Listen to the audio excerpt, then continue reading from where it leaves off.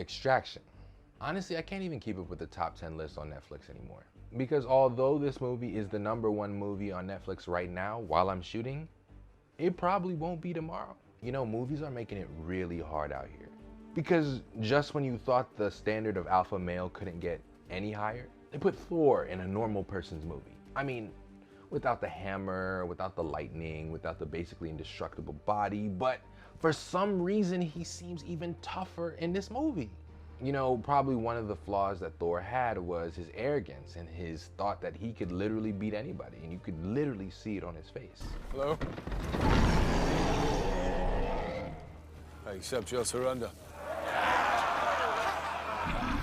Chris Hemsworth in this movie, aka Thor, fought like a man that had nothing else to lose. And in a movie like this, where a man like that has nothing else to lose, he's literally a lethal weapon.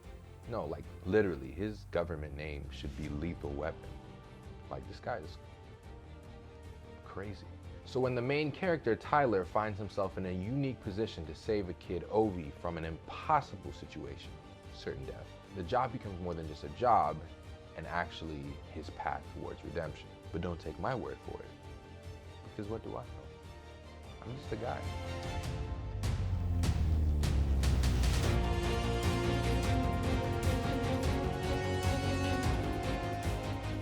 Finally here, the action genre. You know, despite being one of my top genres, when it comes to filmmaking aspects, I generally don't have a lot to say.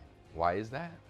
Action films fall under the category that we know as plot-driven films. The objective is the driving force of the movie or show. James Bond, Casino Royale. Stop the top banker for the world's terrorist organization. And of course, get the girl. Since you're here, would you mind giving me something to put on?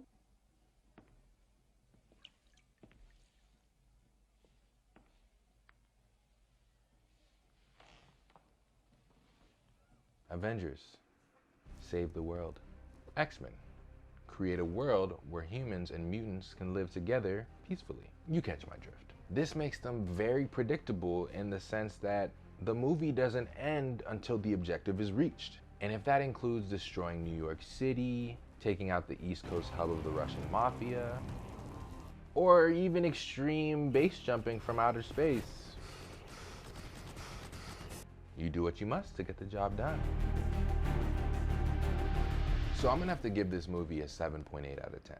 Now, my first instinct was a 7.2 because of the predictability factor. But let me tell you this. The cinematography used to capture the stellar stunt/fight scenes was probably the best that I've seen in an action film in a very, very long time. The camera was always where it needed to be to capture exactly what they needed to get, and maybe even a bit more. The way they used the camera to reveal and hide bits of action so that it felt like we were with the character as they dealt with each fight one moment at a time was just brilliant. The style of shooting that they use, along with the sound design built around the visuals, basically help erase that predictability factor.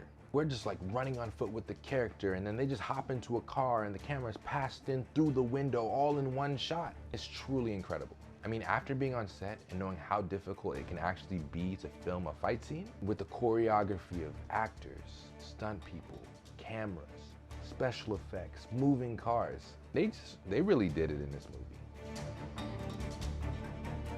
So if this kind of action is your thing, I got a couple shows for you. 6 Underground. Some serious parkour skills going on here. Parkour! Michael, parkour! Parkour! Triple Frontier. Angel Has Fallen. Man, there's like so many good ones. The Foreigner with old man Jackie Chan.